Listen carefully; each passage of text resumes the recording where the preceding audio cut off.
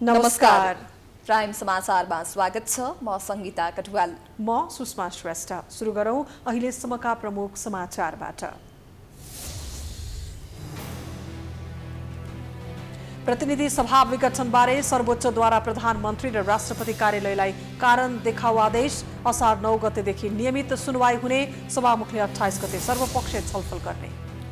प्रधानमन्त्री ओली विरुद्ध केन्द्रदेखि प्रदेशसम्म मोर्चाबन्दी गरेका विपक्षी गठबन्धन सरकारमा सहयात्रा सुरु। प्रदेश 2 मा कंग्रेस पनि सहभागी। गण्डकीका मुख्यमन्त्रीको पद संकटमा।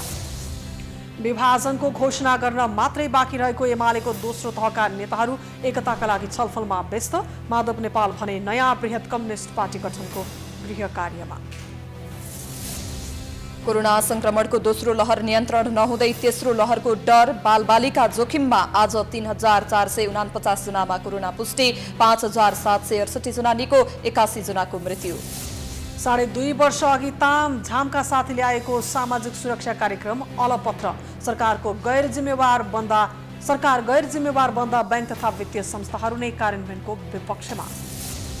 मंगोलियामा बुधबार नयाँ राष्ट्रपतिका लागि मतदान सुरु। 21,51,000 जना मतदाता सहभागी।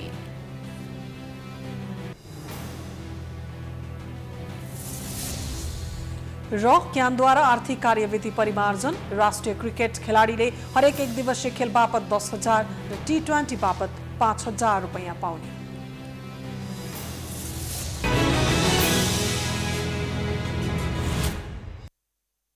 अब समाचार विस्तारमा।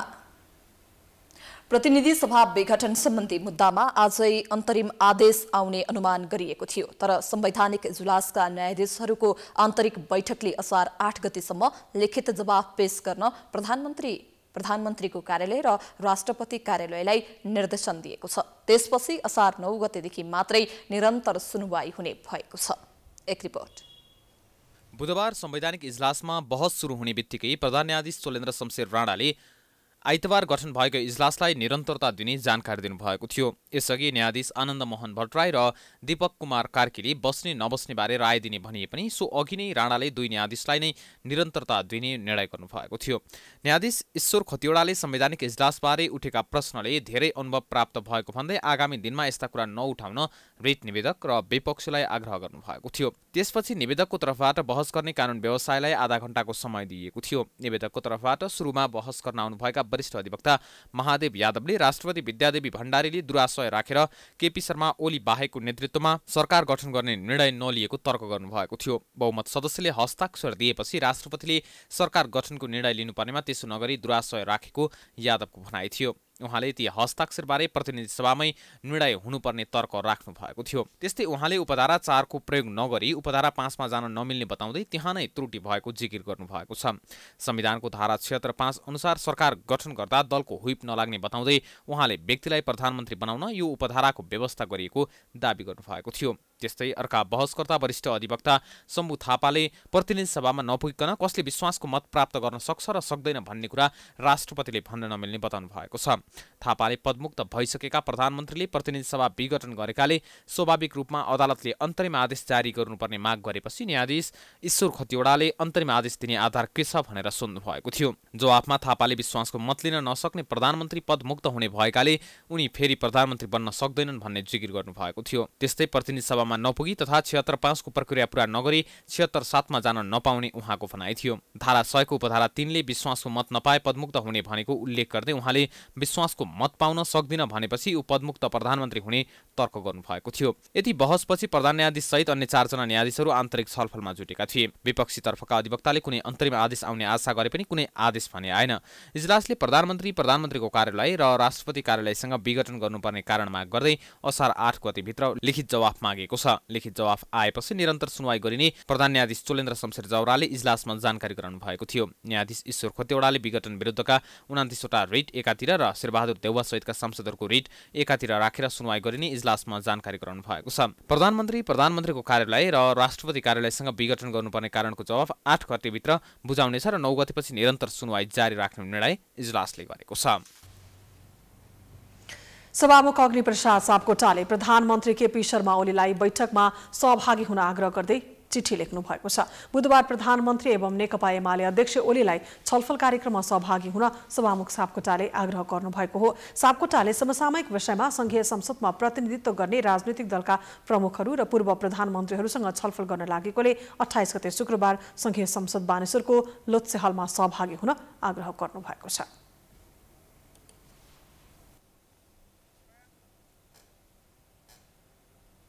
प्रदेश 2 सरकारमा नेपाली कांग्रेस सहभागी भएको छ। कांग्रेसलाई प्रदेश सरकारको 3 महत्त्वपूर्ण मन्त्रालय दिने सहमति भएपछि कांग्रेस प्रदेश सरकारमा सहभागी भएको हो। नवनियुक्त मन्त्रीले आजै शपथ ग्रहण गर्ने कार्यक्रम राखिएको छ। मुख्यमन्त्री लालबाबु राउतका प्रमुख स्वकीय सचिव जितेन्द्र यादवका अनुसार कांग्रेसलाई दिने मन्त्रालय टुङ्गो लागेको र आजै कांग्रेसबाट सहभागी हुने मन्त्रीहरूले शपथ लिने कार्यक्रम रहेको बताउनुभयो।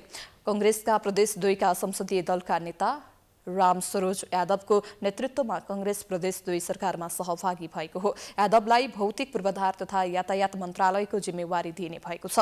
मुख्यमन्त्री राउत सहित बसेको बैठकमा सहभागी कांग्रेसका नेता जीवनाथ चौधरीले संसदीय दलका नेता यादवको नेतृत्वमा सरकारमा सहभागी हुने सहमति भएको बताउनुभयो। कांग्रेसबाट सरकारमा सहभागी हुने अन्य मन्त्रीहरूमा ओम प्रकाश शर्मा र वीरेन्द्र प्रसाद सिंह रहेको जनाइएको छ। शर्मालाई ऊर्जा र खानेपानी मन्त्रालय र सिंहलाई महिला बालबालिका युवा तथा खेलकुद मन्त्रालयको जिम्मेवारी दिने सहमति भएको बुझिएको छ। जसपाका उपेन्द्र यादव र राउत समूहले सरकारबाट ठाकुर महत्तो समूहका 4 मन्त्री पदमुक्त गरेपछि कांग्रेसलाई सहभागी गराएको हो। केन्द्रीय राजनीतिमा प्रधानमन्त्री केपी शर्मा ओली र जनता समाजवादी पार्टीको महन्त ठाकुर समूह एकातिर र अन्य सबै दलहरू अर्कोतिर बाढिएपछि यसको प्रत्यक्ष प्रभाव प्रदेश सरकारमा पनि परेको छ। केन्द्रीय राजनीतिमा देखिएको ध्रुवीकरणले सातै प्रदेशको सत्ता संघर्षलाई थप पेचिलो बनाउनुका साथै नयाँ सरकार गठनको प्रयास भइरहेको छ। एक रिपोर्ट। यतिबेला सबै प्रदेश सरकारमा कतै एमालेको आन्तरिक द्वन्द्व त कतै सत्ता पक्ष र विपक्षीहरूको खिचतानी भइरहेको छ। आगामी वर्षको नीति तथा कार्यक्रम र बजेटलाई तेर्स्याएर समीकरण बदल्ने प्रयत्न सबै प्रदेशमा भइरहेका छन्। हालसम्म 7 मध्ये माओवादी केन्द्रको नेतृत्व रहेका 2वटा प्रदेशले आफ्नो बाँकी 1 वर्षको कार्यकाललाई सुनिश्चित गरिसकेका छन्। कर्णाली र सुदूरपश्चिम प्रदेशमा माओवादी केन्द्रले आफ्नो सरकार टिकाएको छ। एमालेको नेतृत्व रहेका 4 मध्ये 2वटा प्रदेशमा सङ्कट बढेर गएको छ। जसपाको नेतृत्व रहेको प्रदेश 2 मा पनि समीकरण फेरबदलको अभ्यास तीव्र बनेर जसपाको महन्त ठाकुर पक्षका मन्त्रीहरूलाई प्रदेश 2 का मुख्यमन्त्री लालबाबु राउतले बर्खास्त गरिसक्नु भएको छ। त्यहाँ पनि माओवादी केन्द्र, नेपाली कांग्रेस, जसपा, उपेन्द्र यादव समूह र नेकपाको माधव झलना समूह नयाँ सरकार निर्माणको गृह कार्यमा जुटिसकेको छ। प्रदेश 2 को प्रदेश सभा बजेट अधिवेशनको दोस्रो बैठक विपक्षी दलको अवरोधका कारण स्थगित भएको छ। एमालेको झलनाथ खनाल र माधव नेपाल समूहका सांसदको सहयोगमा सुदूरपश्चिम प्रदेशमा मुख्यमन्त्री भट्टले विश्वासको मत प्राप्त गरिसक्नु भएको छ।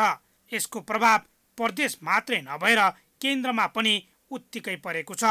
एमालेको खनाल नेपाल समूहका सांसद सरकारको पक्षमा र ओली समूहका सांसद विपक्षमा उभिँदै आएका थिए। सत्तारूढ एमाले समर्थन फिर्ता लिएपछि सङ्कटमा परेको कर्णाली प्रदेशका मुख्यमन्त्री महेन्द्रबहादुर शाहीको पद पनि कांग्रेस र एमालेकै खनाल नेपाल समूहको समर्थनमा सुरक्षित छ। यससँगै कर्णाली प्रदेश सरकार पनि कम्तीमा अबको 1 वर्ष सुरक्षित भएको छ। सरकार सुरक्षित भए पनि कर्णाली प्रदेशमा बोलाइएको प्रदेश सभाको 8औं अधिवेशन बैठक एमाले लगातार अवरोध गरिरहेको छ। उता लुम्बिनी प्रदेशमा मुख्यमन्त्री शङ्कर पोखरेलको विश्वासको मत पनि लिने र अविश्वासको प्रस्तावमा पनि सामना नगर्ने अडानका कारण लुम्बिनी प्रदेशको विवाद पनि मत्थर हुन सकेको छैन। संख्यात्मक हिसाबले पोखरेल बहुमतमा रहेको दावी गरिरहनु भए पनि खनाल नेपाल पक्षका सांसदले फ्लोर क्रस गरेको खण्डमा उहाँ अल्पमतमा पर्ने निश्चित रहेकोले पोखरेल यो प्रक्रियामा नै जान चाहिरहनु भएको छैन। लुम्बिनी प्रदेश सरकारले 165 बुँदे नीति तथा कार्यक्रम प्रदेश सभामा प्रस्तुत गरेको छ। तर पोखरेललाई अवैध ढङ्गबाट मुख्यमन्त्रीमा नियुक्त गरेको भन्दै असन्तुष्टि विपक्ष गठबन्धनले नीति कार्यक्रम प्रस्तुत गर्न संसद पुगेका प्रदेश प्रमुख यादवको विरोध गर्दै बहिष्कार गरेका थिए। प्रदेश सभामा ठूलो दलको नेताको हैसियतमा मुख्यमन्त्री नियुक्त भएका गण्डकीका मुख्यमन्त्री पृथ्वी सुब्बा गुरुङले 27 जेठमा विश्वासको मत लिने भएका छन्। यसअघि 2 वैशाखमा नेपाली कांग्रेस, माओवादी केन्द्र र जनता समाजवादी पार्टीले मुख्यमन्त्री विरुद्ध अविश्वासको प्रस्ताव दर्ता गरेका थिए। प्रस्ताव उपर 27 वैशाखमा मतदान गर्ने कार्यक्रम रहेकोमा एक दिन अघि नै 26 वैशाखमा मुख्यमन्त्रीले राजीनामा दिएका थिए। मुख्यमन्त्रीको राजीनामासँगै सोही दिन प्रदेश प्रमुखले 3 दिनको समय दिएर बहुमतको सरकार गठनका लागि दाबी पेश गर्न दलहरूलाई आह्वान गर्नुभएको थियो। विपक्षी गठबन्धनले कांग्रेस संसदीय दलका नेतालाई मुख्यमन्त्रीमा प्रस्ताव गर्दै प्रदेश प्रमुखको कार्यालयमा पत्र दर्ता गरे पनि दाबी नपुगेको भन्दै सबैभन्दा ठूलो दलको नेताको हैसियतमा पुनः गुरुङ नै नियुक्त भएका थिए। यद्यपि गुरुङले विश्वासको मत प्राप्त गर्ने सम्भावना कम भएको विश्लेषण गर्न थालिएको छ। एमालेको सरकार रहेका बाँकी 2 वटा प्रदेश मध्ये बागमती प्रदेशको नीति तथा कार्यक्रम 27 जेठमा सार्वजनिक गरिने भएको छ। प्रदेश 1 मा मंगलबार आगामी आर्थिक वर्षका लागि प्रस्तुत हुने बजेटका लागि पूर्व छलफल सुरु भएको छ। यहाँ माओवादी केन्द्रले दिएको समर्थन फिर्ता गरे पनि एमाले एक्लैले बहुमत पुग्ने हुँदा सरकार सुरक्षित छ। गण्डकी प्रदेशका मुख्यमन्त्री पृथ्वी सुब्बा गुरुङले भोलि 27 गते प्रदेश सभाबाट विश्वासको मत लिनुहुने भएको छ। मुख्यमन्त्री गुरुङले हिजो विश्वासको मत प्राप्तका लागि प्रस्ताव संसद सचिवालयमा दर्ता गराउनु भएको थियो। प्रदेश सभामा ठूलो दलको नेताका हैसियतले वैशाख 29 गते प्रदेश प्रमुख सीता कुमारी पौडेलबाट मुख्यमन्त्री नियुक्त भएका मुख्यमन्त्री गुरुङले 1 महिनाभित्र विश्वासको मत लिनुपर्ने संवैधानिक व्यवस्था छ। विश्वासको मत लिनुभन्दा 2 दिन अघि संसद सचिवालयमा जानकारी दिनुपर्ने प्रावधान अनुसार मुख्यमन्त्रीले हिजो विश्वासको मत लिने पत्र सचिवालयमा पठाएको प्रदेश सभाले जानकारी गराएको थियो।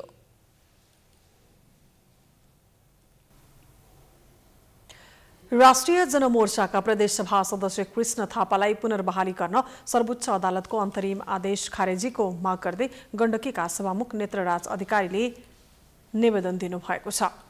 मंगलबार दिउँसो सर्वोच्च अदालतमा सभामुख अधिकारीले सांसद थापालाई पदमुक्त गर्ने प्रदेशसभाको निर्णय वैधानिक रहेको भन्दै अन्तरिम आदेश बदर माग गर्दै पुनरावलोकन निवेदन दिनुभएको हो। अन्तरिम आदेश विरुद्ध प्रदेशसभा सभामुख अधिकारी सहित प्रदेशसभा सचिवालय र राष्ट्रिय जनमोर्चाको तर्फबाट अलग अलग निवेदन परेका छन्। निवेदनमाथि बिहिबार नै सुनवाई हुने भएको छ। सभामुख अधिकारीले राष्ट्रिय जनमोर्चाले दिएको सूचनाका आधारमा सांसद थापालाई पदमुक्त गर्नुभएको थियो। सो निर्णय विरुद्ध सर्वोच्च अदालत पुगेका थापालाई न्यायाधीश कुमार चुडालको एकल इजलासले पुनर्बहालीको आदेश दिएको हो। पार्टीको निर्णय विपरीत नेकपा एमालेका मुख्यमन्त्री पृथ्वी सुब्बा गुरुङलाई साथ दिएको भन्दै थापालाई पार्टीले कारबाही गरी प्रदेशसभा सदस्यबाट पदमुक्त गराएको थियो। थापाले गुरुङको विकल्पमा अर्को सरकार बनाउने विपक्षी गठबन्धनमा हस्ताक्षर गर्न अस्वीकार गरेका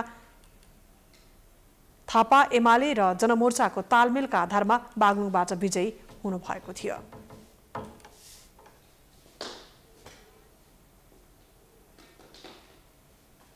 समाचारको सिलसिला जारी छ। हामी विश्रामपछि आउँछौं।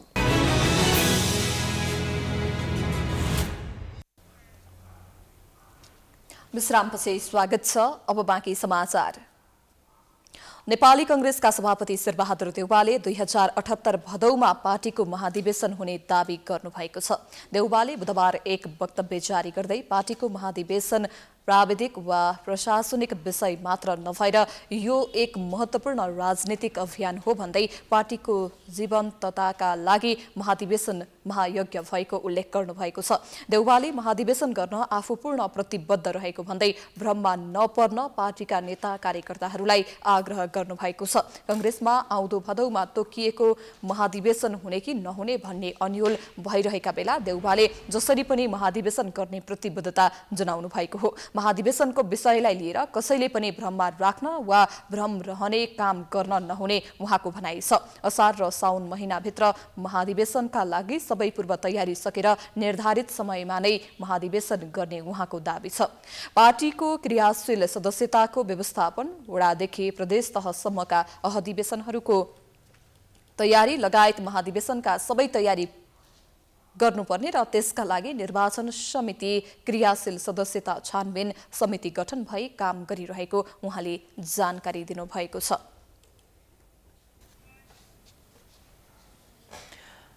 नेकपा एमाले आजै फुट्छ कि भोलि नै फुट्छ जस्तो अवस्थामा छ। अध्यक्ष केपी शर्मा ओली पक्ष र वरिष्ठ नेताद्वय खनाल नेपाल पक्षबीच जोहारी पनि चलिरहेको छ। सहमतिको प्रयास पनि जारी छ। पछिल्लो दिनमा दुवै पक्षका दोस्रो तहका नेताहरू एकता कायम राख्न सक्रिय पनि देखिन्छन्, तर अहिलेसम्म त्यसको नतिजा भने देखिएको छैन। एक रिपोर्ट।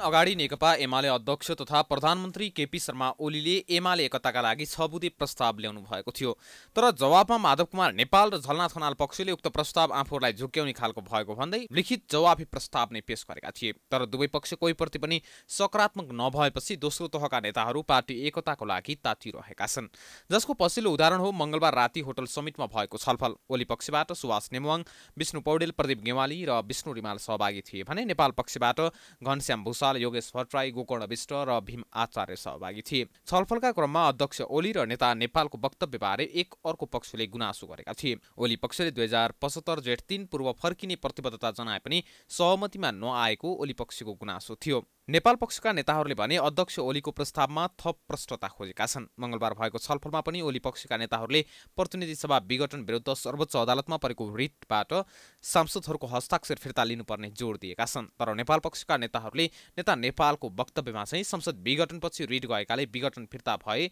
हस्ताक्षर पनि स्वतः फिर्ता हुने बताएका थिए। छलफल सकारात्मक भएकाले उक्त छलफलको विषयमा भने छलफलमा सहभागी कुनै पनि नेताले प्रतिक्रिया दिन मानेनन्। उता एमालेको एकताको लागि छुट्टै अभियान नै सञ्चालन गरेका नेता वामदेव गौतमले पनि पार्टी एकताको लागि प्रस्ताव अगाडि सार्नु भएको छ। प्रधानमन्त्री एवं अध्यक्ष केपी शर्मा ओलीले एकताको आह्वान गर्दै आइतबार 6 बुँदे प्रस्ताव अगाडि सारेपछि गौतम संयोजक रहेको एकता अभियान समितिका सदस्यको बैठक सोमबार बसेको थियो। उक्त बैठकपछि गौतमले मंगलबार जारी गरेको विज्ञप्तिमा जेठ 2 मा कायम रहेको स्थायी कमिटी बोलाएर छलफल गर्न आग्रह गर्नुभएको हो। ओलीले एकताका लागि इमानदार प्रयत्न नगरेको ठहर गौतम समूहले गरेको छ। झलनाथ खनाल, माधव कुमार नेपाल पक्षका सांसदले विपक्षी दलका नेतालाई प्रधानमन्त्री बनाउन हस्ताक्षर गरेको घटना पनि ओलीका अनेकौं विवादित क्रियाकलापहरूसँग नै सम्बन्धित भएको ठहर पनि गौतम समूहले गरेको छ। दोस्रो तहका नेताहरूले पार्टी एकताको लागि पहल गरे पनि उनीहरूको अडान भने माधव पक्ष र ओली पक्षको जस्तै छ। यद्यपि दोस्रो तहका नेताले शीर्ष नेताहरूले विवाद समाधान गर्न असफल भएको भन्दै दोस्रो तहका नेता नै नेतृत्वमा आउनुपर्नेमा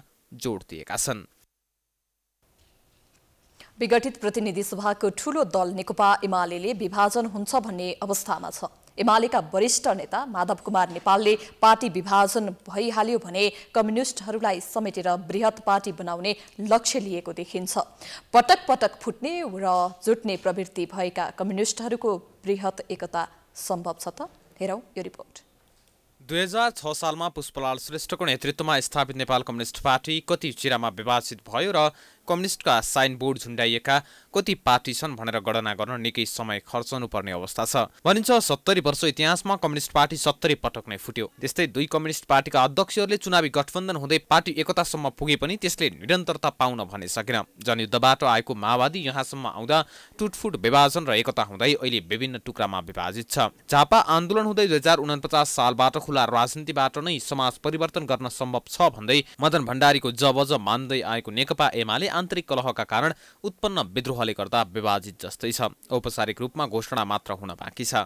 कम्युनिस्टको ध्रुवीकरणको प्रक्रियामा थियो, त्यसलाई विघटन गरियो। मूलत त्यसको विघटन गर्ने काम नेकपा एमालेका अध्यक्ष तथा प्रधानमन्त्री केपी शर्मा ओलीद्वारा त्यसलाई विघटन गर्ने काम भयो र त्यसको विघटनले नेकपा नेपाल कम्युनिस्ट पार्टी नेकपा मात्रै विघटन भएन कि नेकपा एमाले स्वयं एकै भएर रहने या नरहने भन्ने दोसाँझमा उभिएको अवस्था छ। कानुनी हिसाबले विभाजन भएको छैन, राजनीतिक र व्यावहारिक हिसाबले भर्चुअल्ली भर्टिकल्ली तलसम्म विभाजित छ।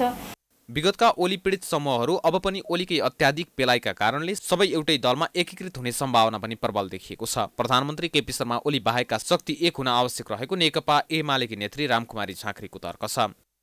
मुद्दामा, एजेन्डामा, सिद्धान्तमा सहमत हुनेहरूसँग बृहत्तर कम्युनिस्ट पार्टी निर्माणको प्रक्रिया थाल्नुपर्ने यो ऐतिहासिक दायित्व नै हुन्छ र यो बेलामा जुन जुन मुद्दामा पार्टी अध्यक्ष खड्गप्रसाद ओलीसँग असहमत हामीहरू छौँ ती मुद्दाहरूलाई लिएर बृहत्तर कम्युनिस्ट आन्दोलनको एकीकरण र ध्रुवीकरण आवश्यक छ।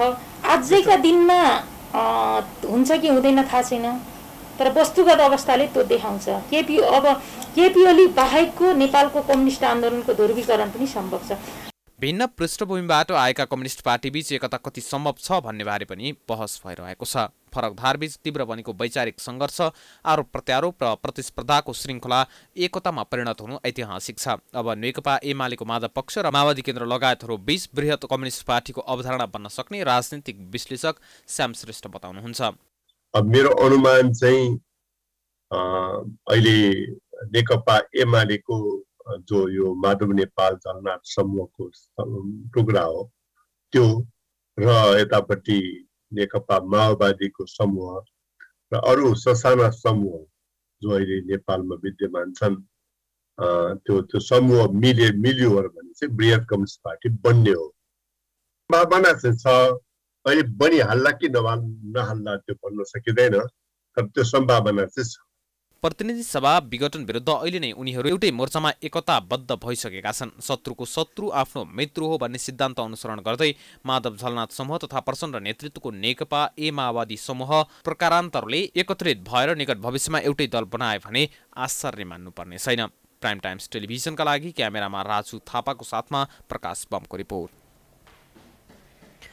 पछिल्लो 24 घण्टामा 4344 जनालाई कोरोना भाइरस संक्रमण पुष्टि भएको छ। यस्तै सोही अवधिमा 5748 जना संक्रमित निको पनि भएका छन्। कोरोनाकै कारण 81 जनाको मृत्यु भएको छ। देशभर सक्रिय संक्रमितको संख्या 80,000 को हाराहारीमा रहेको छ। एक रिपोर्ट। पछिल्लो 24 घण्टामा 12,074 पीसीआर हुँदा 3,449 र 4,568 जनाको एन्टिजेन परीक्षण हुँदा 895 जनामा कोरोना संक्रमण पुष्टि भएको छ। यो परीक्षण गरेको मध्ये 28.6% हो। बुधबार संक्रमण पुष्टि भएका मध्ये काठमाडौँ उपत्यकामा 915 जना रहेका छन्, जसमा काठमाडौँमा 679, भक्तपुरमा 81 र ललितपुरमा 151 जनालाई कोरोना पोजिटिभ देखिएको छ। हालसम्मको कुल संक्रमित मध्ये 48.8% महिला र 81.2% पुरुष संक्रमण पुष्टि भएको छ। बुधबार कोरोना संक्रमणबाट 81 जनाको निधन भएको छ। यो सँगै नेपालमा संक्रमणबाट निधन हुनेको संख्या 8189 जना पुगेको छ। पछिल्लो 24 घण्टामा 5768 जना कोरोना मुक्त भएका छन्। मन्त्रालयको अनुसार हालसम्म नेपालमा 85.2% संक्रमित निको भएका छन्। कोभिड-19 संक्रमण मुक्त भएर 5768 जना डिस्चार्ज हुनुभएको छ र हालसम्मको कोभिड-19 को संक्रमणबाट मुक्त हुने दर 85.2% पुगेको छ। गत 24 घण्टाको तथ्याङ्कमा नेपाली सेनाले विभिन्न मितिमा व्यवस्थापन गरेको र हामीलाई प्राप्त तथ्याङ्कमा 81 जनाको दुःखद निधन हुन पुगेको समाचार प्राप्त छ।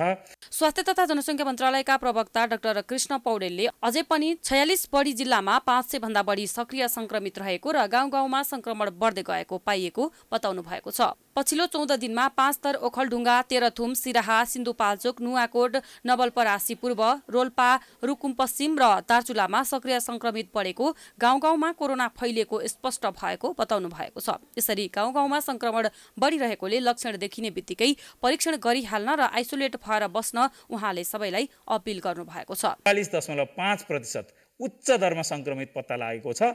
कर्णाली प्रदेशका गाउँ-गाउँमा लक्षण भएका बिरामीहरू हुनुहुन्छ भन्ने तथ्याङ्क सूचना छ। कृपया कसैलाई लक्षण छ भने समयमै परीक्षण गर्नु हुन अनुरोध पनि गर्दछौँ। त्यसैगरी सुदूरपश्चिम प्रदेशमा 610 जनाको परीक्षण गर्दा 229 जनामा संक्रमण पुष्टि भएको छ। जुन कुल परीक्षण त्यहाँ गरिएको 610 जनाको 37.5% हो। यसैले दोस्रो उच्च संक्रमण सुदूरपश्चिम प्रदेशमा देखिएको छ भने गत 24 घण्टामा गण्डकी प्रदेशमा 1021 जनाको परीक्षण हुँदा 302 जनाको चाहिँ संक्रमण पुष्टि भएको छ, जसको अर्थ 29.6% मा चाहिँ संक्रमण पुष्टि भएको छ। बुधबार 80,336 सक्रिय संक्रमित रहेका छन्, जसमध्ये 74,438 होम आइसोलेसन र 5,898 जना संस्थागत आइसोलेसनमा छन्। आज 1,312 जनाको आइसियु र 375 जना भेन्टिलेटरमा उपचार भइरहेका छन्। नेपालमा कोरोना संक्रमितको संख्या दिन प्रतिदिन घट्दै र निको हुने संख्या बढ्दै गएको छ, तर मृत्यु हुनेको संख्यामा अपेक्षित कमी आउन भने सकेको छैन। एक रिपोर्ट। कोरोना संक्रमणको दोस्रो लहरले उचाइ लिएर पनि ओह्रालो लागिसकेको छ। केही दिन दैनिक वृद्धि 9,000 भन्दा धेरैसम्म हुने गरेको थियो। निको हुनेको संख्या कम हुँदा सक्रिय संक्रमितको संख्या 1,20,000 सम्म पुगेको थियो। तर अहिले दैनिक संक्रमण 3 देखि 5,000 को बीचमा छ भने निको हुनेको संख्या पनि थपिने संक्रमितको संख्या भन्दा धेरै छ। तर दैनिक मृत्यु भने 100 को हाराहारीमा कायमै छ। दोस्रो लहर सुरु भएपछि गत जेठ 5 गते सर्वाधिक 246 जनाको मृत्यु भएको थियो। उक्त संख्याको तुलनामा अहिले मृत्युदर आधा भन्दा कम घटेको छ। तर अहिलेको दैनिक मृत्यु संख्या सोचे भन्दा धेरै नै रहेको विज्ञहरूले बताउने गरेका छन्। सीमित परीक्षण हुँदाहुँदै पनि संक्रमण बढ्ने दर चाहिँ घटेको छ। जहिले पनि के हेर्नुपर्छ नि, सीमित परीक्षण चाहिँ जहिले पनि कस्तो हुन्छ नि, संक्रमण दर जहिले धेरै नै देखिन्छ सीमित परीक्षणमा। त त्यो हुँदाहुँदै पनि जुन किसिमले मान्छेको ठिक हुने संख्या बढ्दो छ प्रत्येक दिन। र तपाईँले भने जस्तै जुन अस्पतालमा भर्ना हुने हाई डिपेन्डेन्सी युनिट र आइसियुमा जुन बेडहरू अब उपलब्ध हुन थालेको छ, विशेष गरी काठमाडौँको हकमा मैले कुरा गरेको छु र देशभरि पनि अन्य ठाउँमा पनि त्यसले चाहिँ संक्रमण जरुर घट्न थालेको भनेर देखाउँछ। पछिल्लो एक सातामा मात्रै कोरोना संक्रमणबाट 644 जनाको मृत्यु भएको छ। जेठ 19 गते बुधबार 101 जनाको कोरोना संक्रमणबाट मृत्यु भएको थियो भने 20 गते मृतकको संख्यामा केही कमी आएको थियो। उक्त दिन संक्रमणका कारण 75 जनाको मृत्यु भएको थियो। 21 गते 101 जनाको मृत्यु भएको थियो भने 22 गते 68 जनाको मृत्यु भएको थियो। त्यसै गरी जेठ 23 गते मृतकको संख्या उकालो लाग्दै 79 जनाको मृत्यु भएको थियो। त्यसको भोलिपल्ट अर्थात् जेठ 24 गते भने मृतकको संख्या 92 जनामा सीमित भएको थियो। लगातार 5 दिनसम्म 100 भन्दा कम संख्यामा मृत्यु भएकोमा जेठ 25 गते बढेर 108 जनाको मृत्यु भएको थियो। 26 गते अर्थात् बुधबार 81 जना कोरोना संक्रमितको मृत्यु भएको छ। यसरी स्वास्थ्य मन्त्रालयले तयार पारेको तथ्याङ्क हेर्दा जसरी नयाँ संक्रमितको संख्या घटिरहेको छ, त्यसरी मृतकको संख्या घट्न सकिरहेको छैन। सरकारले तेस्रो र चौथो लहरबाट बालबालिकामा बढी प्रभावित हुन सक्ने भन्दै अस्पतालहरूमा सयद छुट्याउन निर्देशन दिइसकेको छ। जोखिमलाई मध्यनजर गर्दै सरकारले बेलैमा सचेत गराएपछि त्यसले बालबालिका तथा अभिभावकमा डर त्रास पैदा भएको छ। सरकारले पूर्व तयारी सुरु गरेको छ भने विज्ञहरूले बालबालिकाहरूलाई खोपको व्यवस्था नभएकाले जोखिम उच्च रहेको चेतावनी दिएका छन्। एक रिपोर्ट। उमेर समूहका नागरिकले खोप लगाउँदै गर्दा बालबालिकाहरूका लागि खोप विकास नै भइसकेको छैन, जसले गर्दा कोरोना संक्रमणको तेस्रो लहरबाट बालबालिका प्रभावित हुन सक्ने अनुमान विज्ञहरूले मात्र नभई सरकारले नै गरिसकेको छ। गत 21 गते स्वास्थ्य तथा जनसङ्ख्या मन्त्रालयले विज्ञप्ति नै जारी गरेर कोरोना संक्रमणको तेस्रो तथा चौथो लहरको जोखिम रहेको र त्यसले बालबालिकालाई बढी प्रभावित पार्ने अनुमान गर्दै पूर्व तयारीको सुरुवात गरेको थियो। शुक्रराज ट्रपिकल तथा सरुवारोग अस्पतालका क्लिनिक रिसर्च युनिटका संयोजक समेत रहनुभएका सरुवारोग विशेषज्ञ डाक्टर शेरबहादुर पुनले सम्भावित तेस्रो लहरबाट पूर्ण रूपमा बालबालिकामा जोखिम नभए तापनि उक्त उमेर समूहका बालबालिकामा खोप लगाउन सक्ने अवस्था सृजना भइ नसकेकोले संक्रमणको जोखिम हुने बताउनुभयो। कुनै पनि भेरिएन्ट नयाँ आयो भने चाहिँ म अब अर्कोचोटि आउँछु, म बालबालिकालाई म असर पार्छु भनेर आउँदैन, अथवा म ज्येष्ठ नागरिकलाई असर पार्छु, म यङलाई। किनभने पहिलो लहरमा तपाईँ हामीलाई थाहा थियो वृद्ध र दीर्घरोगीलाई समस्या थियो, तर कसैले सोचेको थियो यङलाई त्यस्तो गर्छ भनेर थिएन नि। अब यहाँनिर चाहिँ कसैले पनि पहिले नै बालबालिकाले म गर्छु भनेर त आउँदैन, तर बालबालिकालाई किन अप्ठ्यारो हुन सक्ला भन्ने कुरामा चाहिँ मेरो आफ्नो व्यक्तिगत धारणा के हो भन्दाखेरि त्यतिन्जेलसम्म अरूले भ्याक्सिन पाए पनि त्यो समूहले चाहिँ भ्याक्सिन नपाउने सम्भावना मैले अहिले पनि देख्छु होइन।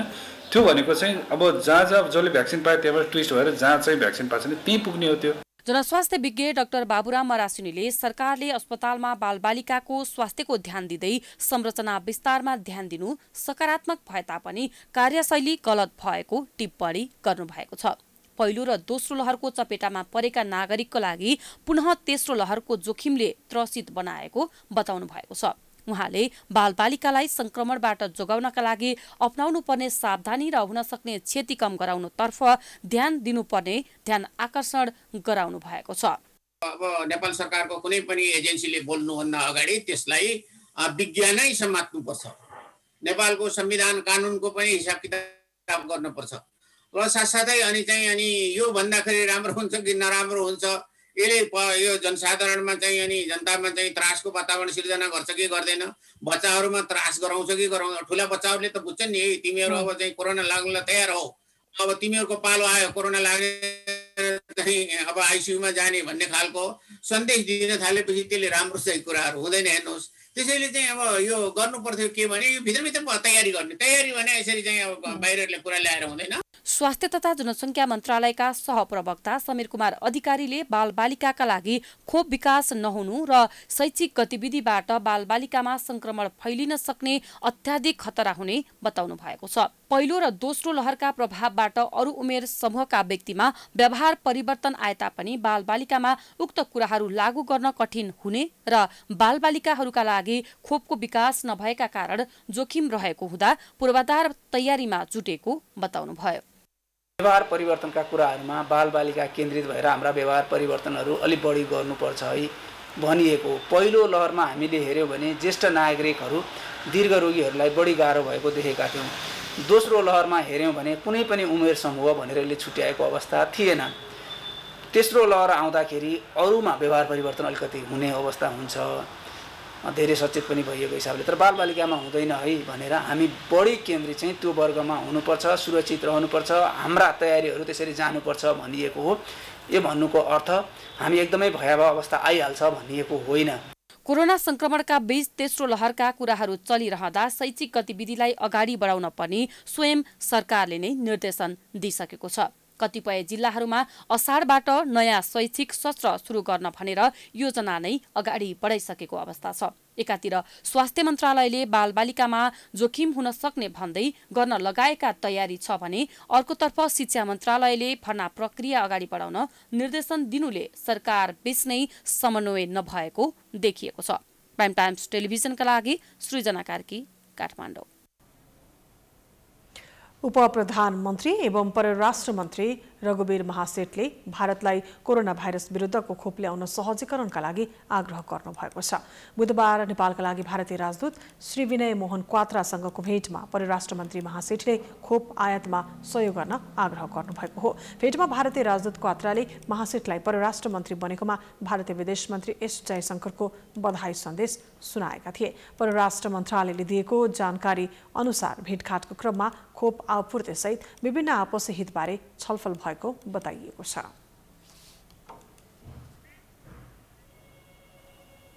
समाचारको सिलसिला अझै जारी छ, हामी विश्रामपछि आउँछौँ। विश्रामपछि पुनः स्वागत छ। अब आर्थिक समाचार।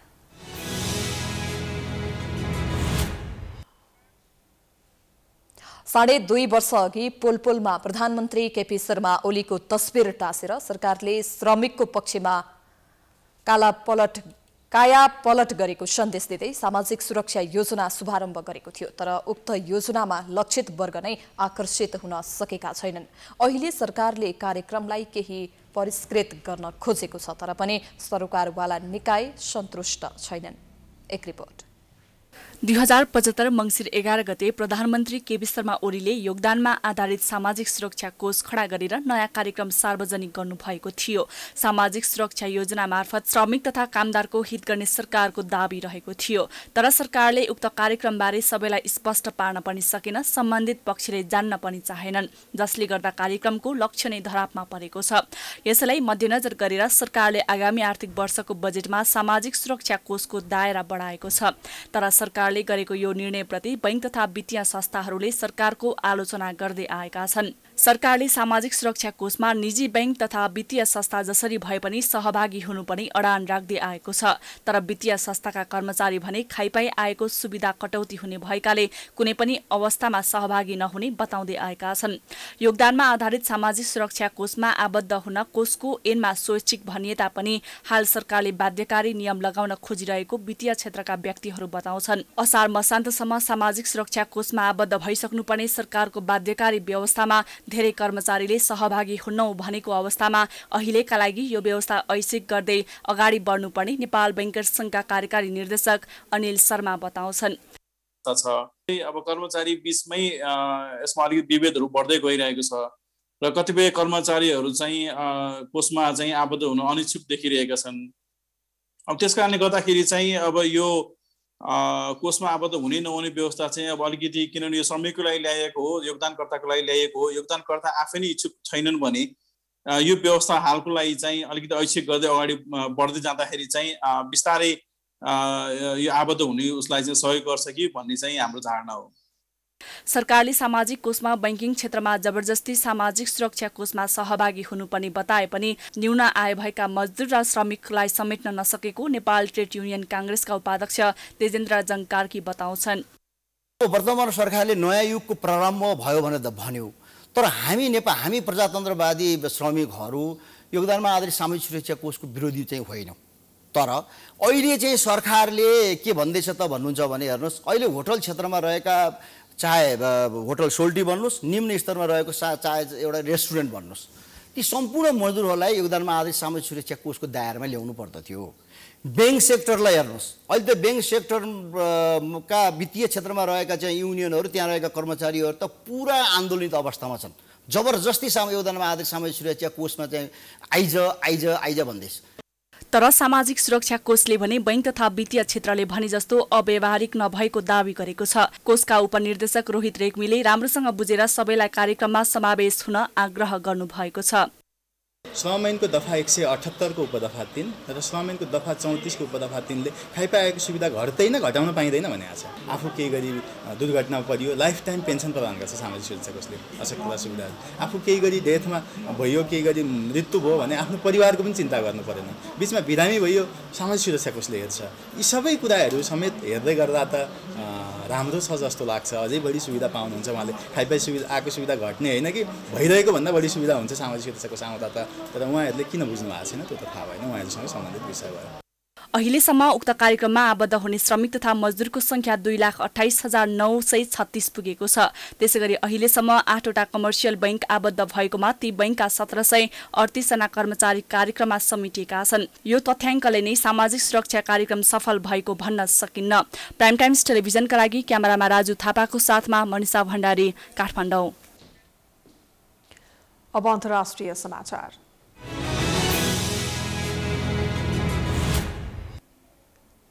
कोरोना भाइरस महामारी फैलिएको समयमा मङ्गोलियामा बुधबार नयाँ राष्ट्रपतिका लागि मतदान सुरु भएको छ। कम्युनिस्ट शासन त्यागेर सन् 1992 मा प्रजातान्त्रिक शासन व्यवस्था अँगालेको मङ्गोलियामा त्यसयता छैटौं पटक राष्ट्रपतिका लागि निर्वाचन हुन लागेको हो।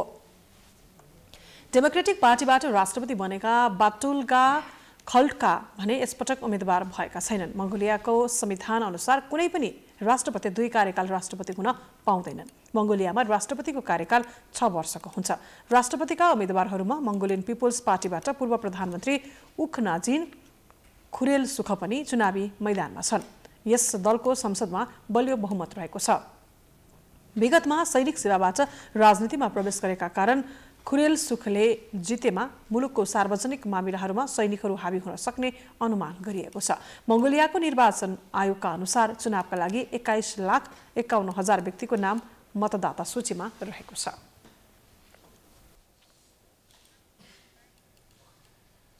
अब खेलकुद समाचार।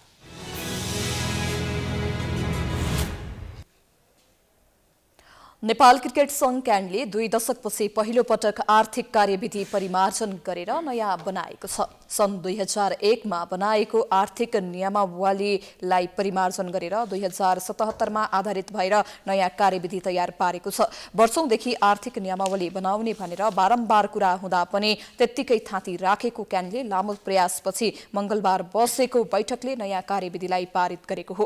कार्यविधि अनुसार नेपाली राष्ट्रिय क्रिकेट खेलाडीले हरेक एक दिवसीय खेल बापत 10,000 र टी20 बापत 5,000 रुपैयाँ पाउने भएका छन्। त्यस्तै महिला टोलीका खेलाडीले भने एक दिवसीयमा 5,000 र टी20मा 3,000 पाउनेछन्। क्यानको नयाँ कार्यविधिले प्रदेश र जिल्ला संघलाई पनि प्रशासनिक खर्च बापत 3 लाख र 1 लाख दिने निर्णय गरेको छ। अब क्यानको बन्द प्रशिक्षणमा परेका खेलाडीले समेत प्रतिदिन 500 को दरले भत्ता पाउनेछन्। यो सँगै हामी समाचारको अन्त्यमा आइपुगेका छौं। जाँदा जाँदै प्रमुख समाचार पुनः एकपटक। प्रतिनिधि सभा विघटनबारे सर्वोच्चद्वारा प्रधानमन्त्री र राष्ट्रपति कार्यालयलाई कारण देखाउ आदेश। असार 9 गतेदेखि नियमित सुनवाई हुने। सभामुखले 28 गते सर्वपक्षीय छलफल गर्ने। प्रधानमन्त्री ओली विरुद्ध केन्द्रदेखि प्रदेशसम्म मोर्चाबन्दी गरेका विपक्षी गठबन्धन सरकारमा सहयात्रा सुरु। प्रदेश 2 मा कांग्रेस पनि सहभागी। गण्डकीका मुख्यमन्त्रीको पद सङ्कटमा। विभाजनको घोषणा गर्न मात्रै बाँकी रहेको एमालेको दोस्रो तहका नेताहरू एकताका लागि छलफलमा व्यस्त।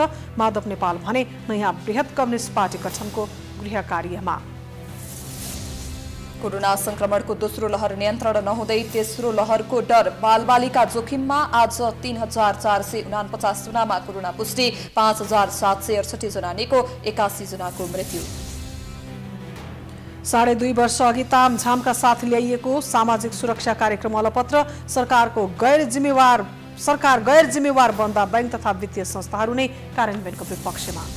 मङ्गोलियामा बुधबार नयाँ राष्ट्रपतिका लागि मतदान सुरु। 21,51,000 जना मतदाता सहभागी।